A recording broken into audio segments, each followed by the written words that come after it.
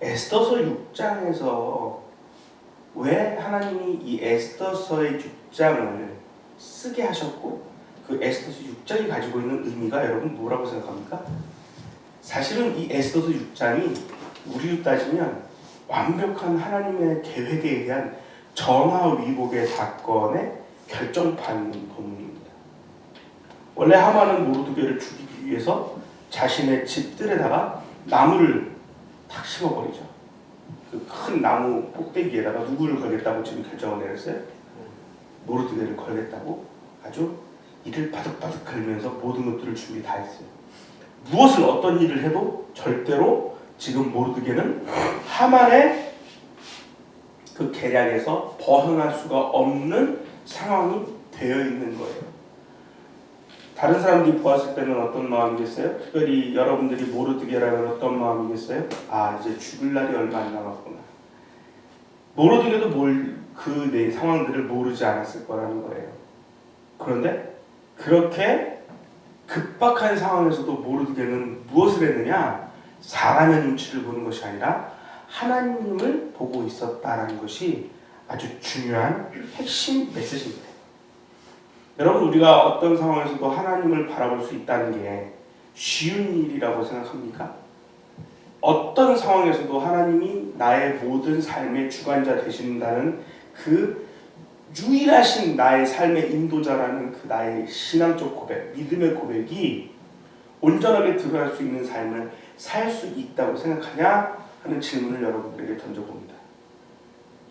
사실 우리는 그렇게 살지 못합니다. 왜 그러냐 하면 그렇게 사는 모습을 배워본 적이 별로 없기 때문입니다. 우리가 어떤 문제에 봉착을 하면 그 문제를 해결하는 방법을 우리는 태어나서부터 지금까지 자라는 그 삶의 단계를 통해서 성숙되어지는 이 육체적 성숙이 되어지는 단계 안에서 뭐를 배우냐면 문제가 생겼을 때 해결하는 능력을 배우게 됩니다.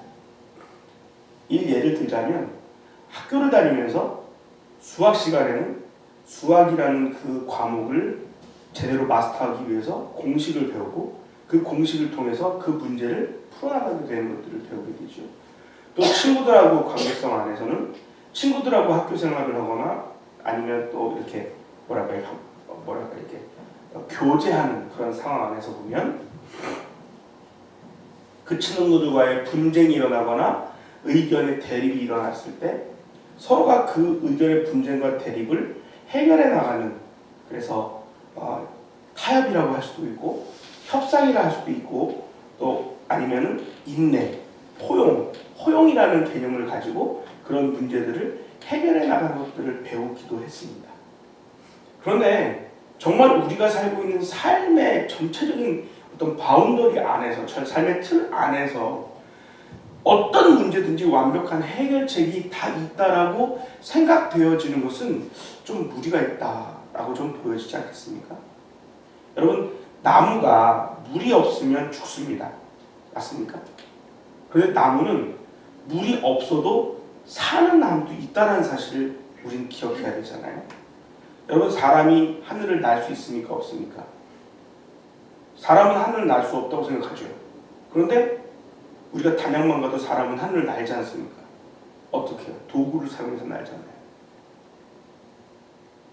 그 얘기는 무슨 얘기냐면 우리가 가지고 있는 문제를 해결하는 방법이 내 머릿속에 있는 해결 방법과 그것과 상관없이 해결할 수 있는 다른 방법들이 있을 수 있다는 것을 기억해야 한다는 거예요.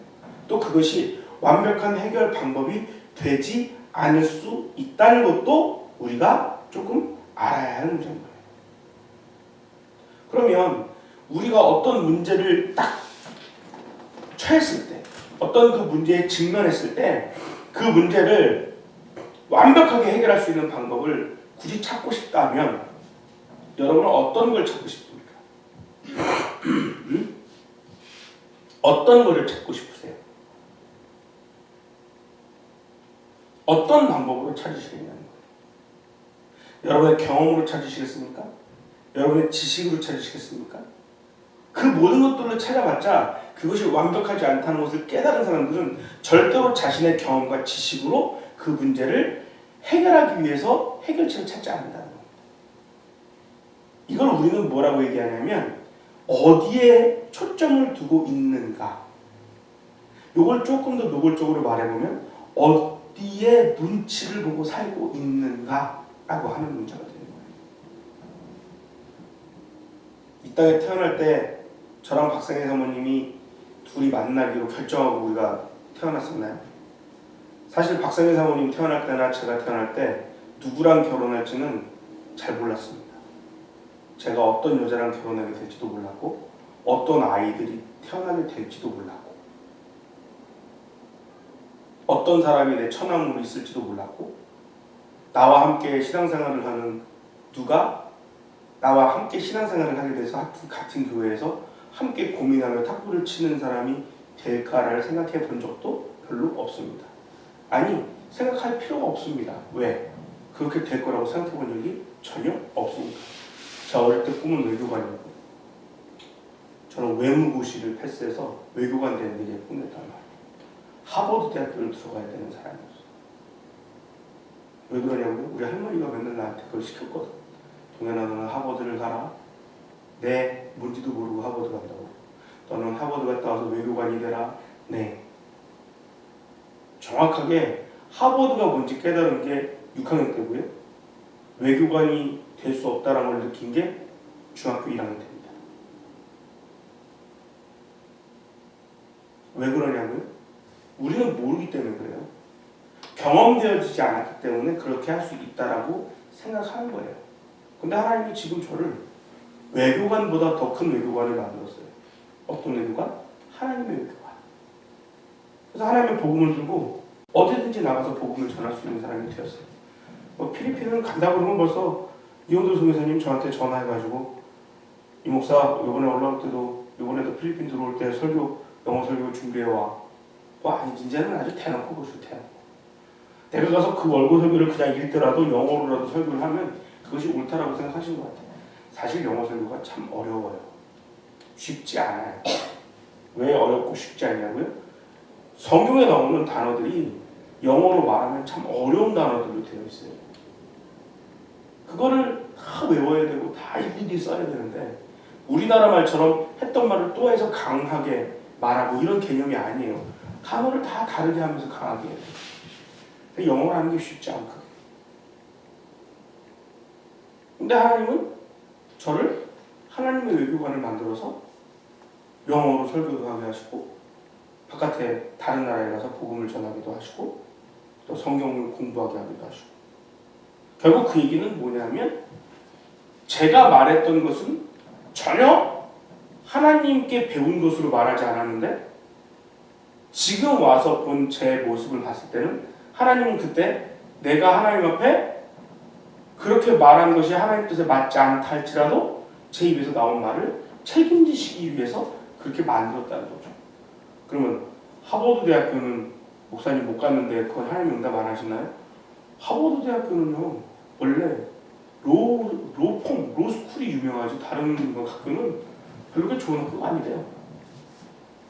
심지어 하버드 신학교는 제가 나온 신학교보다도 수준이 떨어진다는 소문이 있어요. 그러면 저는 되게 유명한 학교를 다닌 거거든요. 어느 학교냐고요? 침례 신학대학교. 그 학교가 정말 좋은 학교냐고요? 좋아요. 하나님이 만드신 학교 아니겠습니까? 목사님 저렇게 얘기하면 전국에 있는 모든 신학대학교, 신학대학원은 하나님이 다 만들었고 그럼요. 어떤 대학교든 어떤 대학원이든 우리나라에서 만든 신학대학교, 신학대학원은 하나님이 만들었기 때문에 정말 좋은 학교입니다. 사람 눈치 보지 않고 만들었다면 분명 하나님께 영광이 되는 신학교로 쓰여질 거라는 거죠. 그렇기 때문에 그렇게 쓰여지게 되는 신학교는 제일 중요한 사건들을 해야 되는 거예요. 제일 중요한 사명들을 해야 되는 거예요. 뭐냐? 복음을 전하고 또 그리스도의 말씀을 온전히 깨달을 수 있도록 공부시키고 또 하나님께서 주신 그리스도의 사명, 우리에게 주신 예수 그리스도가 우리에게 주신 그 사명들을 완수하기 위해서 최선을 다해서 살아야 해요. 오늘 우리가 읽은 이 본문에 하나님의 눈치를 봐야만 하는 이유가 아주 노골적으로 나와 있는 겁니다. 여러분 우리가 에스더서 처음부터 이렇게 읽으면서 하만이 왕에게 처음 불려 나오게 됐을 때 그때 하만이 왕에게 돈을 얼마를 주었다라고 아주 정확하게 그 뇌물을 준 금액이 써 있었잖아요. 하만은 지금 누구의 눈치를 보는 사람입니까? 하나님의 눈치를 보는 사람입니까? 아니면 사람인 왕의 눈치를 보는 사람입니까? 하만은 사람 왕의 눈치를 보고 있는 겁니다. 그런데 모르드게는요, 사람 왕 눈치를 보는 하만이 정말 말도 안 되는 법을 만들어서 사람들을 자기 자신에게 머리를 조아리게 만들 때 하나님을 바라보며 절대로 하나님이 아닌 다른 어떤 것에게도 절하지 않는 모습을 보이게 되고, 이걸 우리가 아주 편안하게 제가 얘기했던 눈치란 이름의 안에 문장으로 만들면 결국 하만은 사람 눈치 보고 모르드게는 하나님 눈치를 보았다 라고 말할 수 있는 거죠. 근데 오늘 6장에 보면 사람 눈치를 본 하만이 이기고 있습니까? 하나님 눈치를 보고 있는 모르드게가 이기고 있습니까? 모르드게가 하만을 죽였다는 얘기는 없어요. 그런데 정말 웃긴 건 뭐냐면 모르드게는 아무것도 한 게 없어요. 모르드게는 죽기 일보 직전이 돼서 저놈이 나를 잡으러 오나? 하만이 자기 자신을 찾으러 막 올 때 저놈이 나를 이제 저희만 정말 죽이러 오는 건가? 라고 고민했을 수도 있어요. 그런데 하만이 와서 모르드게에게 한 행동은 그를 죽이려고 한 행동이 아니라 정말 말이 안 되는 행동을 했어요. 왕이 갖고 있던 옷을 입히고 왕이 타던 말을 태우고 한 바퀴를 돌면서 왕에게 이렇게 열심히 한 사람은 이렇게 좋은 상급을 받을 거라고 다른 사람들이 칭송을 받는 자리에 올라가게 돼요. 제가 오늘 말씀드리기 전에 이 본문을 시작하기 전에 전제로 드렸던 말씀 중에 모르드게는 지금 하만 집에 있는 그 나뭇가지에 분명히 매여 달릴 걸 알고 있었단 말이죠. 그런데 하나님은 모르드게를 나무에 매는 게 아니라 어디다 맸다고요? 왕의 옷에 매고 왕의 말에 매서 모든 이 수산궁에 있는 모든 사람들이 다 알 수 있을 정도로 그 높은 자리에 올라가게 돼요. 사람의 눈치를 본 사람은 하나님 눈치를 본 사람보다 더 아래 신분으로 살고 있다는 것을 오늘 성경에서는 이야기하고 있어요. 그런데 하만이 그렇게 하고 나서 이제 내가 저놈을 죽여야 되겠다라고 다시 고민하고 생각을 하는데 이 하만 주위에 있는 사람들의 반응이 너무나 재밌습니다. 13절 한번 볼게요.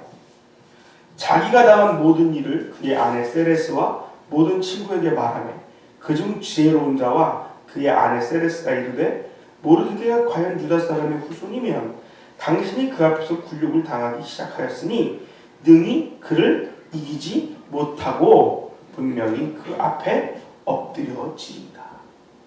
더 재미있는 건 이 얘기가 14절 보면 아직 말이 그치지 아니하여서 이 이야기를 하고 있는 중간에 하만은 다시 에스더의 잔치에 끌려가는 상황이 되고 있다는 거예요.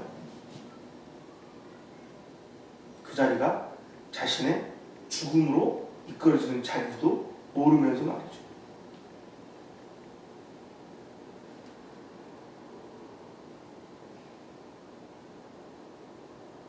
내가 어떤 일을 결정하는 내가 하나님의 음성과 사람의 음성을 구분하지 못할 때 내 주위에 나를 걱정해주고 나를 사랑해주는 사람이 나에게 조언을 해주는 말들이 있다면 그 조언에 대해서는 한 번쯤은 고민하고 생각하고 들어야 한다는 것들이 오늘 이 본문 안에 좀 숨어 있는 거예요.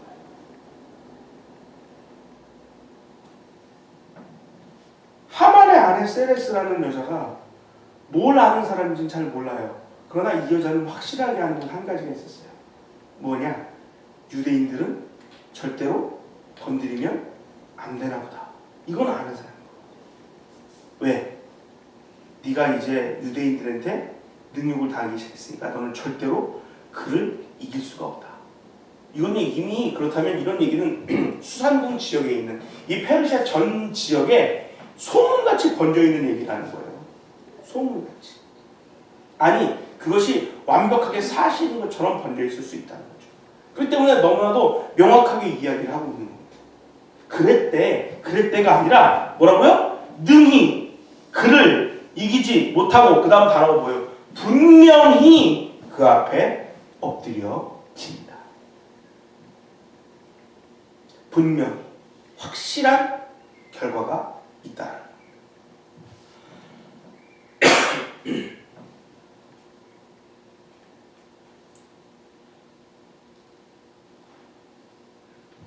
우리가 사람의 눈치를 보는 것은 그 잠깐은 지나갈 수 있어요.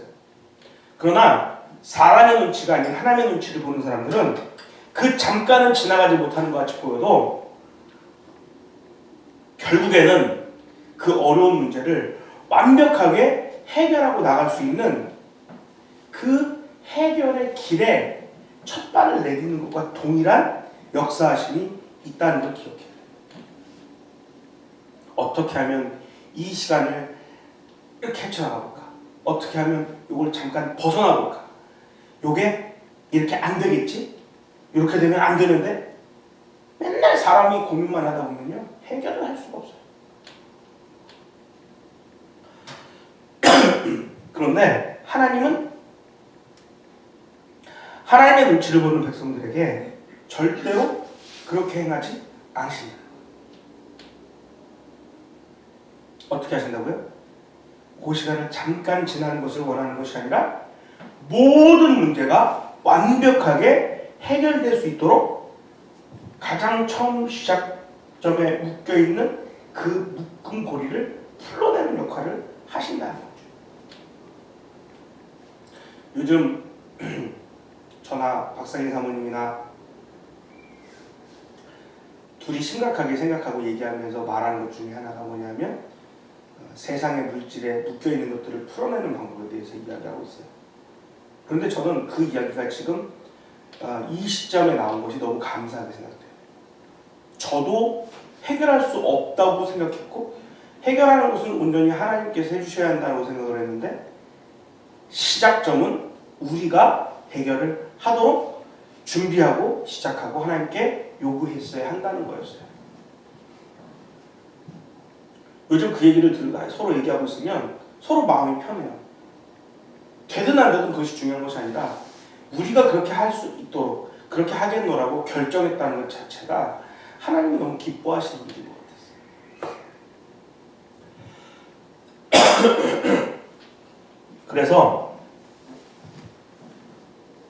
그 문제에 대해서 절대로 뒤로 물러서지 않기로 결정하고 그래서 박상희 사모님이랑 둘이 이 문제를 완벽하게 앞에 나와서 직접적으로 맞닥뜨려보자.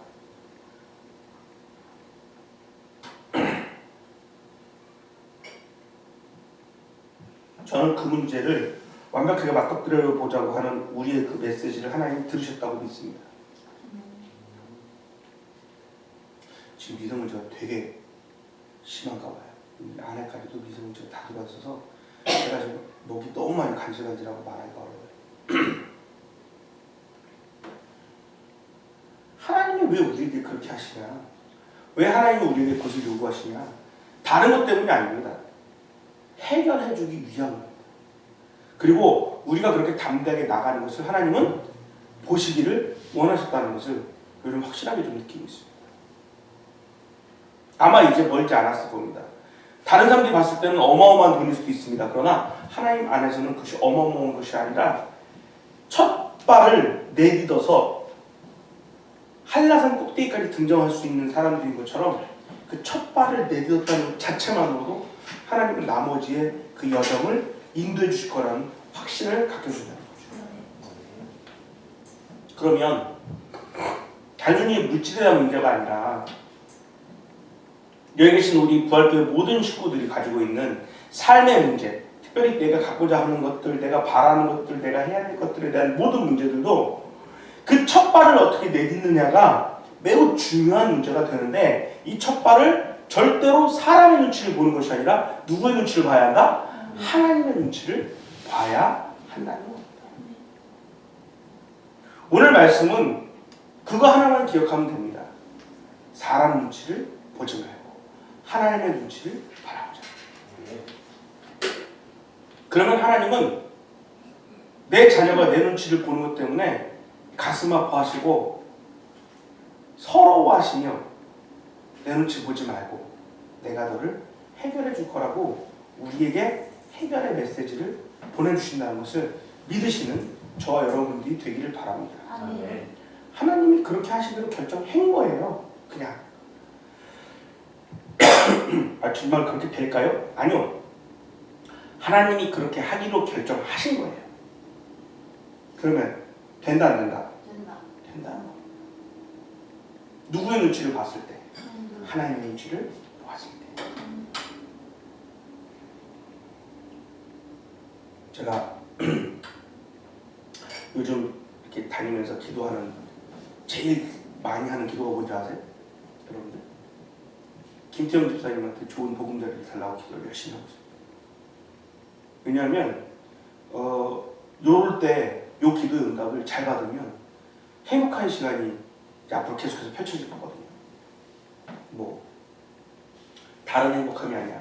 서로를 돌아보는 시간도 많아질 것이고 교제하는 시간도 많아질 것이고 그러면 그 다음에는 성도의 교제 안에는 성령의 충만함, 성령의 능력의 이 임함이 우리 안에 오게 되면 누가 뭐라고 하지 않아도 우리는 모두가 다 그냥 한 가족처럼 지낼 수가 있거든요. 뭐 누가 뭐라고 할 것도 없고 뭐 솔직한 말로 지금도 우리끼리 만나면 그러잖아요. 뭐 우리가 남인가요? 근데 더 남 같지 않은 가족이 될 수 있다는 거죠. 그게 왜 중요하냐고요? 우린 주 안에서 한 가족입니다. 주 안에 한 가족이라는 말을 맨날 찬송만 하고 말만 하는 게 아니라 정말 그거를 뼈저리게 느끼는 시간이 다가온다는 거예요. 사실 며칠 전에 김태훈 집사님 컴퓨터 세팅해주면서 저 컴퓨터에 음악을 하는 사람들은 사운드 카드가 하나 필요한데 근데 컴퓨터에 넣는 사운드 카드가 좀 비싸요. 음악하는 사람들을 위해서 쓰는 사운드 카드가 비싼데 이거 어떡하지? 했는데 어제 그저께 어저께 오늘 이틀 일한 교회에 세팅이 바뀌면서 아주 비싼 사운드 카드를 그 교회에서 사용할 수 없게 돼버린 거예요. 근데 그 담임 목사님이 저한테 목사님 저희는 이게 뭔지도 모르고요 쓰는 방법도 모르니까 목사님이 가져가세요 이렇게 주는 거예요. 갖고 왔을까요? 안 갖고 왔을까요? 갖고 왔죠. 이름만 얘기해도 아주 유명한. 그래서 내가 오자마자 김태훈 집사님한테 얘기했어요. 얼굴은 웃지 않았지만 속으로는 즐거움. 응? 행복하잖아요. 여러분 우리 그거 기억나요? 이 프로젝터 말고 예전에 썼던 프로젝터 그 한쪽 면이 또 오랗게 올라왔던 거. 오늘 제가 그거랑 똑같은 프로젝터 한 대를 또 갖고 왔어요. 그런데요 그건 정말로 아이러니하게 램프만 갈면 쓸 수 있어요. 어두워서 못 쓰겠다는 거예요. 근데 우리가 전에 이 노란색으로 돼 있던 거 갖고 와서 램프 갈았던 거 기억나요? 램프 갈고 얼마 못 썼죠? 그러면 그 램프 빼서 여기다 끼면 새 프로젝터가 하나 생기는 거예요. 그럼 우리는 프로젝터 사지도 않고 2대 가지고 생기네요. 하나님의 능력은 그런 거예요. 우리의 생각과 상관없이 하나님이 하시기로 결정하면 그것이 이루어지는 거예요. 내가 가지고 있는 생각으로 가는 게 아니라 하나님이 하라는 대로만 하는 거예요. 매주 월요일마다 우리 교회에서 모이는 예배자들의 항아리 모임이라는 모임이 있습니다. 이름 재밌죠? 예배자들의 항아리 모임. 의미는 뭐냐면 예배자들 우리가 항아리가 되어서 우리 항아리 안에 성령의 충만함과 하나님의 임재하심을 꾹 담아서 우리를 터뜨려서 우리가 받은 그 하나님의 은혜를 세상 모든 사람들에게 나누자. 그래서 이름이 예배자들의 항아리 모임이에요. 근데 그 예배자들의 항아리 모임에 강의하러 오시는 목사님이 아주 유명한 목사님이신데 이 목사님이 그런 얘기를 하셨어요. 한국 교회나 전 세계 교회에 들어와 있는 가장 큰 사단의 공격은 바로 숫자 노름이다. 무슨 얘기냐고요? 성도 수 많은 것에 급급해서 교회를 나오는 사람들의 인원수에 급급해서 사람을 채우기는 하나 그들에게 하나님이 어떤 분인지 제대로 알리지 못하고 예배가 무엇인지 정확하게 알리지 못하는 문제가 지금 이 나라에 전 세계에 많이 있다는 거예요. 하나님은 우리에게 예배자로 우리가 서기를 원하시면서 우리에게 그 사단의 메시지를 버리라고 이야기한다는 거예요. 그래서 우리 교회를 참 좋아하세요. 목사님 우리 교회 10명도 못 모입니다. 제가 처음에 그런 얘기를 했습니다. 근데 그 목사님께서 저한테 하신 말씀이 목사님 한국 교회에 제일 많이 들어와 있는 사단의 메시지가 바로 숫자 노름입니다. 숫자로 교회의 멤버를 판단하거나 크기를 정하려고 하지 마십시오. 하나님은 멤버의 숫자로 교회를 만드는 것이 아니라 그 멤버들이 얼마나 하나님 앞에 예배자로 서고 있는지를 더 중요하게 여기십니다. 라고 이야기한다. 그렇죠. 여기서 한 사람이라도 오늘 정말 예배 중에 하나님을 만나면 그 예배는 성공한 예배 아니겠습니까? 여기 100명 있고 1000명 있고 10,000명 있으면 뭐합니까? 다들 앉아서 설교 듣다가 꾸벅꾸벅 졸고 목사님이 무슨 얘기했는지 전혀 생각도 안 하고 찬송 불렀는데 그 찬송이 내가 아는 찬송인지 무슨 찬송인지 모르고 박수 치라니까 박수 치고 눈 감으니까 눈 감고 기도하자니까 주여 돈 달라고 기도하다가 그냥 집에 갑니다. 집에 가서 텔레비 틀어놓고 열심히 만화 보다가 또 드라마 보다가 자고 그 다음날 집에 가서 또 아무 일도 없었다는 듯이 자기 직장에 가서 사람들과 소리 지르고 욕 지르고 하고 세상 사람 그대로 살다가 또 돈이 없다. 여러분 그런 인생은 하나님이 원하시는 인생은 절대 아닐 겁니다. 하나님이 우리를 이 세상에 만드실 때 그렇게 하라고 우리를 만들어 놓고 이 자리에 세우지 않으셨을 거라는 겁니다.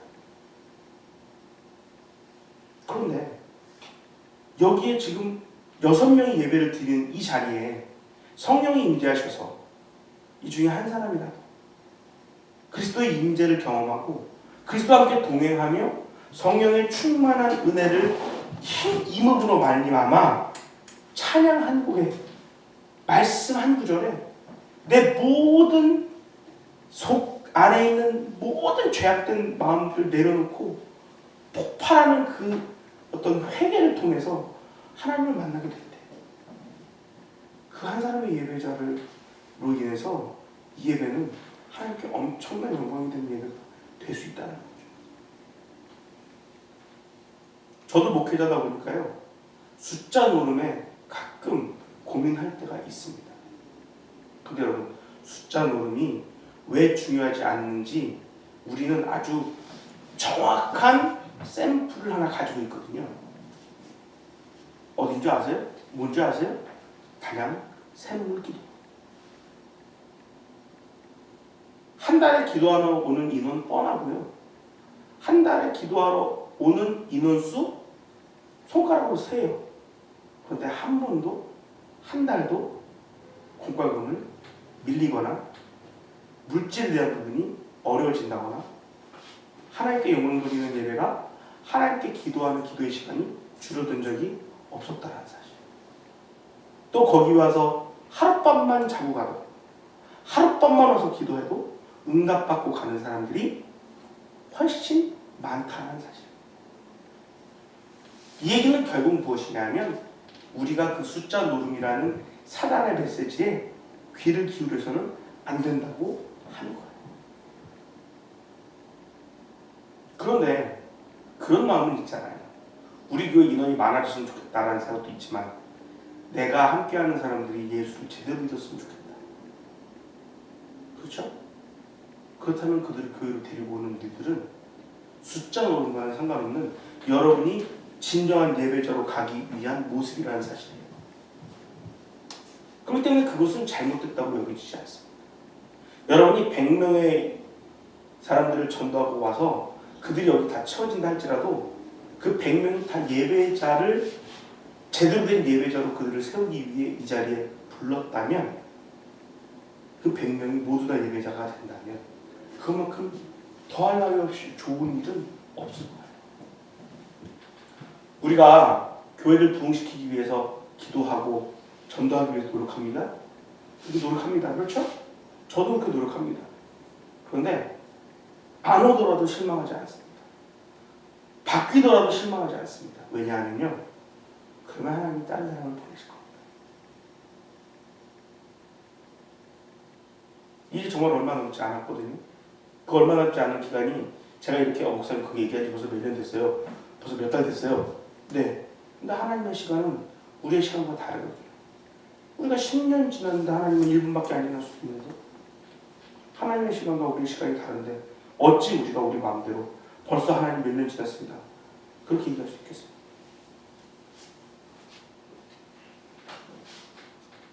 우리는 지혜로움도 가져야 하고 하나님이 주시는 메시지도 잘 경청할 수 있는 자들이 되어야 한다는 거죠. 또 하나, 절대로 하나님의 눈치만 보는 저와 여러분들이 되기를 바랍니다. 우리 옆에 계신 분들에게 결단하는 한번 인사를 해봅시다. 이렇게 보면서 하나님 눈치만 보고 삽시다 라고 얘기를 한번 해보십시오.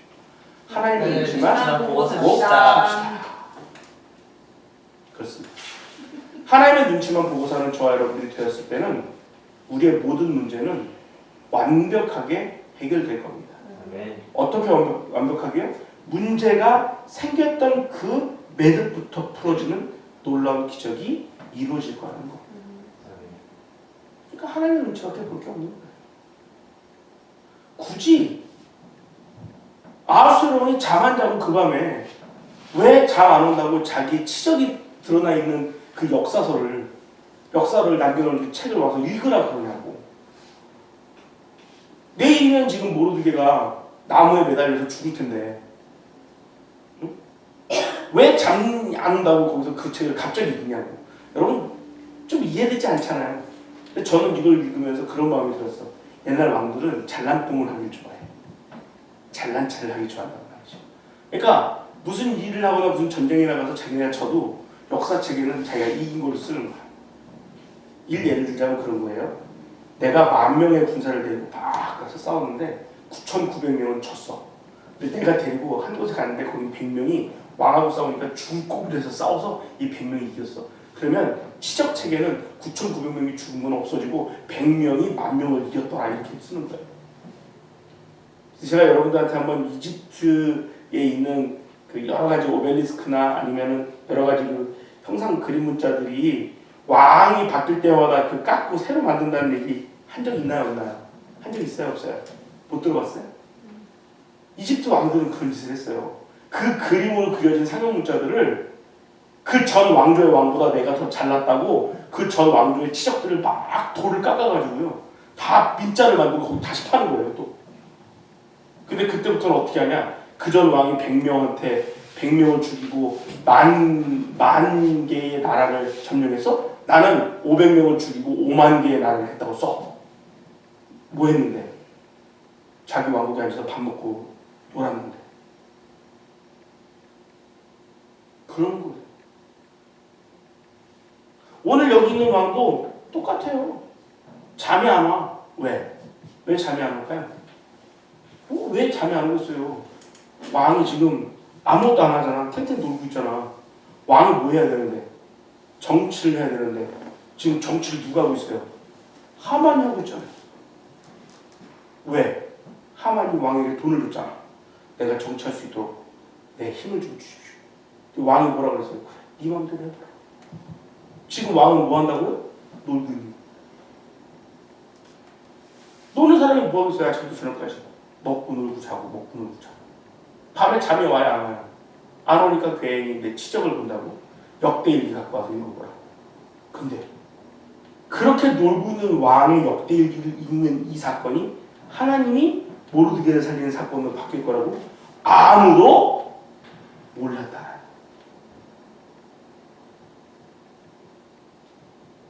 그러니 사람의 눈치 보지 않는 우리들이 되고 하나님의 눈치 보는 우리들이 되어야만 합니다. 하나님의 눈치는요 아주 어렵지 않습니다. 아주 쉽습니다. 하나님 눈치 보는 방법은 딱 하나입니다. 하나님이시라면 어떻게 하셨을까? 지금 이 문제에 대해서 하나님이시라면 과연 어떻게 하실까? 그럼 하나님 눈치 볼 필요가 없어져요. 왜? 그냥 그거 자체가 하나님 눈치를 보고 있는 거거든. 일부러 하나님 눈치 보려고 발버둥 쳐가지고 아이고 하나님 지금 내가 어떻게 하는 게 맞나요? 이거 물을 필요가 없는 거야.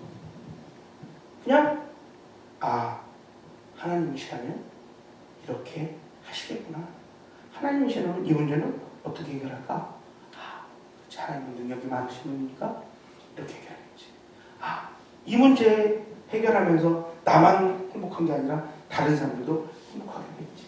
믿지 않는 사람들을 위해서 계시지 않는 하나님이지만 그래도 하나님이 이들을 버리진 않겠지. 사람 눈치 보는 것보다 하나님 눈치 보는 사람이 더 행복하고요. 더 즐겁고 더 많은 친구들을 얻을 수 있게 된다는 사실을 꼭 기억하시고, 오늘부터 내일까지 또 우리가 이 6장을 읽게 될 거고 내일은 또 모여서 7장을 우리가 함께 나누게 될 텐데, 여러분 하나만 기억하십시오. 6장을 읽든 7장을 읽든 읽는 것이 중요한 것이 아니라 우리는 하나님의 눈치를 보는 것이 더 중요하다는 사실 꼭 기억하셔서 오늘 밤에도 하나님과 즐겁게 교제하시고 행복하게 뛰어노는 저와 여러분들이 되기를 예수님의 이름으로 간절히 축원합니다. 아멘. 기도하겠습니다.